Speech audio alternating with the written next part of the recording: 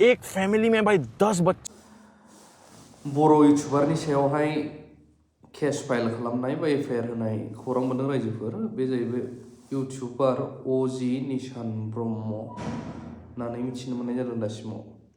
खोथाया जाहैबाय मा बाथ्रा बुंदोंमोन, मा जादोंमोन आरो आंनि मिथिनायाव दासिमाव सोर सोरथाय, नाथाय एबिएमसुनिफ्राय मोनदां अल मुस्लिम स्टुडेन्ट इउनियन नामा, बेनिफ्राय गसर दैखांनाय बायदि आं नुदों।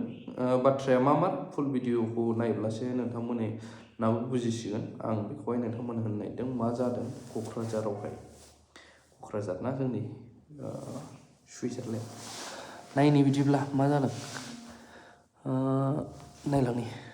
एक फैमिली में भाई 10 बच्चे 12 बच्चे, हाँ, एक फैमिली में 5-6 बीवियाँ। ये बांग्लादेशी इमिग्रेंट्स लोग यहाँ पे सेटल हो रहे हैं। खैर देरबिल तो फिर भी हमारे जो कोकराझार मेन टाउन है वहाँ से ऑलमोस्ट 1 घंटा दूर है, पर इधर कोकराझार मेन टाउन में ही पुलिस स्टेशन के सामने, समझ रहे हो, पुलिस स्टेशन के सामने ही एक ऐसा जगह है जो जगह का नाम है नाराबारी। वहाँ पे भी ये बांग्लादेशी इमिग्रेंट्स लोग आके यहाँ धीरे धीरे अपना काम सेटअप कर रहे हैं, बिजनेसेस सेटअप कर रहे हैं। और कोकराझारर एजन इउट्यूबार तेवर चेनेलटोर नाम हल अजि निशान ब्रह्म और व्यक्तिजনৰ नाम हल निशान ब्रह्म। तेखेते आमार এই कोकराझार जिलार नाराबारीर পৰা বড়োপাৰালৈকে আৰু এইফালে জিয়াগুৰি গৌৰাংনগৰ অঞ্চলসমূহৰ যিসমূহ ধৰ্মীয় সংখ্যালঘু মানুহ আছে সেই মানুহসমূহ বাংলাদেশৰ মানুহ বুলি কৈ কেনে আমাৰ এই ধৰ্মীয় সংখ্যালঘু মানুহখিনিক অপমানিত কৰিছে। আৰু আমাৰ এই জয়পুৰ যিখন গাঁও আছে, জয়পুৰ নামাপাৰা গাঁও, এই নামাপাৰা গাঁৱত আগতে বড়ো মানুহে বসবাস কৰিছিল বুলি মিছা এটা অপপ্ৰচাৰ কৰি এই বড়ো মানুহবিলাকক ধৰ্মীয় সংখ্যালঘু মানুহখিনিক খেদাই দি কেনে তাতে ধৰ্মীয় সংখ্যালঘু মানুহখিনি বসবাস কৰি আছে বুলি এটা ভুৱা অপপ্ৰচাৰ কৰি আছে ইউটিউবত।